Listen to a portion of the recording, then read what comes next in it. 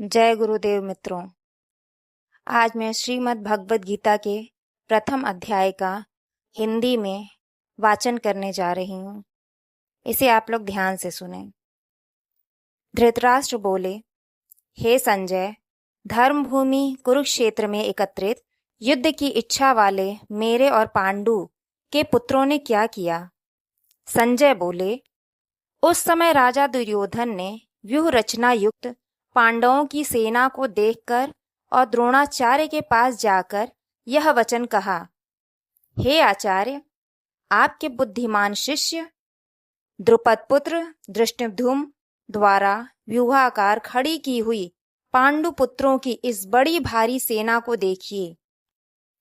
इस सेना में बड़े बड़े धनुषों वाले तथा युद्ध में भीम और अर्जुन के समान शूरवीर सात्यकी और विराट तथा महारथी राजा द्रुपद, धृष्टकेतु और चेकितान तथा बलवान काशीराज, पुरुजित, कुंतीभोज और मनुष्यों में श्रेष्ठ शैब्य, पराक्रमी युधामन्यु तथा बलवान उत्तमौजा, पराक्रमी युधामन्यु तथा बलवान उत्तमौजा सुभद्रा पुत्र अभिमन्यु एवं द्रौपदी के पांचों पुत्र, ये सभी महारथी हैं। हे ब्राह्मण श्रेष्ठ, अपने पक्ष में भी जो प्रधान हैं उनको आप समझ लीजिए। आपकी जानकारी के लिए मेरी सेना के जो सेनापति हैं उनको बतलाता हूँ। आप द्रोणाचार्य और पितामह भीष्म तथा कर्ण और संग्राम विजयी कृपाचार्य तथा वैसे ही अश्वत्थामा, विकर्ण और सोमदत्त का पुत्र भूरिश्रवा और भी मेरे लिए जीवन की आशा त्याग देने वाले बहुत से शूरवीर, अनेक प्रकार के शस्त्रों से सुसज्जित और सब के सब युद्ध में चतुर हैं। भीष्म पितामह द्वारा रक्षित हमारी वह सेना सब प्रकार से अजेय है और भीम द्वारा रक्षित इन लोगों की यह सेना जीतने में सुगम है। इसलिए सब मोर्चों पर अपनी अपनी जगह स्थित रहते हुए आप लोग सभी निसंदेह भीष्म पितामह की ही सब ओर से रक्षा करें। कौरवों में वृद्ध बड़े प्रतापी पितामह भीष्म ने उस दुर्योधन के हृदय में हर्ष उत्पन्न करते हुए उच्च स्वर से सिंह की दहाड़ के समान गरजकर शंख बजाया। इसके पश्चात शंख और नगारे तथा ढोल, मृदंग और नरसिंघे आदि बाजे एक साथ ही बज उठे। उनका वह शब्द बड़ा भयंकर हुआ। इसके अनंतर सफेद घोड़ों से युक्त उत्तम रथ में बैठे हुए श्री कृष्ण महाराज और अर्जुन ने भी अलौकिक शंख बजाए।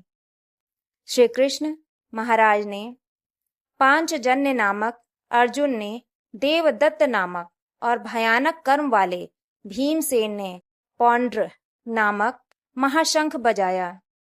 कुंती पुत्र राजा युधिष्ठिर ने अनंत विजय नामक और नकुल तथा सहदेव ने सुघोष और मणिपुष्पक नामक शंख बजाए। श्रेष्ठ धनुष वाले काशीराज और महारथी शिखंडी एवं धृष्टद्युम्न तथा राजा विराट और अजय सात्यकी, राजा द्रुपद एवं द्रौपदी के पांचों पुत्र और बड़ी भुजा वाले सुभद्रा पुत्र अभिमन्यु, इन सभी ने, हे राजन, सब ओर से अलग अलग शंख बजाए और उस भयानक शब्द ने आकाश और पृथ्वी को भी गुंजाते हुए धार्त राष्ट्रों के अर्थात आपके पक्ष वालों के हृदय विदीर्ण कर दिए। हे राजन, इसके बाद कपिध्वज अर्जुन ने मोर्चा बांधकर डटे हुए धृतराष्ट्र संबंधियों को देखकर उस शस्त्र चलने की तैयारी के समय धनुष उठाकर ऋषिकेश श्री कृष्ण महाराज से यह वचन कहा, हे अच्युत, मेरे रथ को दोनों सेनाओं के बीच में खड़ा कीजिए और जब तक कि मैं युद्ध क्षेत्र में डटे हुए युद्ध के अभिलाषी इन विपक्षी योद्धाओं को भली प्रकार देख लूं कि इस युद्ध रूप व्यापार में मुझे किन किन के साथ युद्ध करना योग्य है, तब तक उसे खड़ा रखिए। दुर्बुद्धि दुर्योधन का युद्ध में हित चाहने वाले जो जो ये राजा लोग इस सेना में आए हैं, इन युद्ध करने वालों को मैं देखूंगा। संजय बोले, हे धृतराष्ट्र, अर्जुन द्वारा इस प्रकार कहे हुए महाराज श्री कृष्ण चंद्र ने दोनों सेनाओं के बीच में भीष्म और द्रोणाचार्य के सामने तथा संपूर्ण राजाओं के सामने उत्तम रथ को खड़ा करके इस प्रकार कहा कि हे पार्थ, युद्ध के लिए जुटे हुए इन कौरवों को देख। इसके बाद पृथा पुत्र अर्जुन ने उन दोनों ही सेनाओं के स्थित ताऊ चाचों को, दादों परदादों को, गुरुओं को, मामाओं को, भाइयों को, पुत्रों को, पौत्रों को तथा मित्रों को, ससुरों को और सुहृदों को भी देखा। उन उपस्थित संपूर्ण बंधुओं को देखकर वे कुंती पुत्र अर्जुन अत्यंत करुणा से युक्त होकर शोक करते हुए यह वचन बोले। अर्जुन बोले, हे कृष्ण, युद्ध क्षेत्र में डटे हुए युद्ध के अभिलाषी इस स्वजन समुदाय को देखकर मेरे अंग शिथिल हुए जा रहे हैं और मुख सूखा जा रहा है तथा मेरे शरीर में कंप एवं रोमांच हो रहा है। हाथ से गांडीव धनुष गिर रहा है और त्वचा भी बहुत जल रही है तथा मेरा मन भ्रमित सा हो रहा है, इसलिए मैं खड़ा रहने को भी समर्थ नहीं हूँ। हे केशव, मैं लक्षणों को भी विपरीत ही देख रहा हूँ तथा युद्ध में स्वजन समुदाय को मारकर कल्याण भी नहीं देखता। हे कृष्ण, मैं न तो विजय चाहता हूँ और न राज्य तथा सुखों को ही। हे गोविंद, हमें ऐसे राज्य से क्या प्रयोजन है अथवा ऐसे भोगों से और जीवन से भी क्या लाभ है। हमें जिनके लिए राज्य, भोग और सुखादि अभीष्ट हैं, वे ही ये सब धन और जीवन की आशा को त्याग कर युद्ध में खड़े हैं। गुरुजन, ताऊ, चाचे, लड़के और उसी प्रकार दादे, मामे, ससुर, पौत्र, साले तथा और भी संबंधी लोग हैं। हे मधुसूदन, मुझे मारने पर भी अथवा तीनों लोगों के राज्य के लिए भी मैं इन सबको मारना नहीं चाहता, फिर पृथ्वी के लिए तो कहना ही क्या है। हे जनार्दन, धृतराष्ट्र के पुत्रों को मारकर हमें क्या प्रसन्नता होगी। इन आतताइयों को मारकर तो हमें पाप ही लगेगा।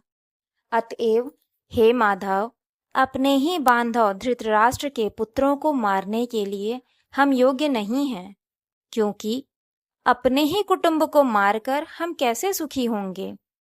यद्यपि लोभ से भ्रष्ट चित्त हुए ये लोग कुल के नाश से, दोष को और मित्रों से विरोध करने में पाप को नहीं देखते, तो भी हे जनार्दन, कुल के नाश से उत्पन्न दोष को जानने वाले हम लोगों को इस पाप से हटने के लिए क्यों नहीं विचार करना चाहिए। कुल के नाश से सनातन कुल धर्म नष्ट हो जाते हैं।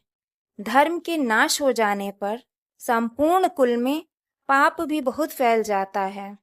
हे कृष्ण, पाप के अधिक बढ़ जाने से कुल की स्त्रियां अत्यंत दूषित हो जाती हैं और हे वार्षिण, स्त्रियों के दूषित हो जाने पर वर्ण संकर उत्पन्न होता है। वर्ण संकर कुल घातियों को अपने कुल को नरक में ले जाने के लिए ही होता है। लुप्त हुई पिंड और जल की क्रिया वाले अर्थात श्राद्ध और तर्पण से वंचित इनके पितर लोग भी अधोगति को प्राप्त होते हैं। इन वर्ण संकर कारक दोषों से कुल घातियों के सनातन कुल धर्म और जाति धर्म नष्ट हो जाते हैं। हे जनार्दन, जिनका कुल धर्म नष्ट हो गया है, ऐसे मनुष्यों का अनिश्चित काल तक नरक में वास होता है, ऐसा हम सुनते आए हैं। हाँ, शोक, हम लोग बुद्धिमान होकर भी महान पाप करने को तैयार हो गए हैं। जो राज्य और सुख के लोभ से स्वजनों को मारने के लिए उद्यत हो गए हैं। यदि मुझ शस्त्र रहित एवं सामना न करने वालों को शस्त्र हाथ में लिए हुए धृतराष्ट्र के पुत्र रण में मार डालें, तो वह मारना भी मेरे लिए अधिक कल्याणकारक होगा। संजय बोले, रणभूमि में शोक से उद्विग्न मन वाले अर्जुन इस प्रकार कहकर बाण सहित धनुष को त्याग कर रथ के पिछले भाग में बैठ गए। इस प्रकार ये प्रथम अध्याय समाप्त हुआ।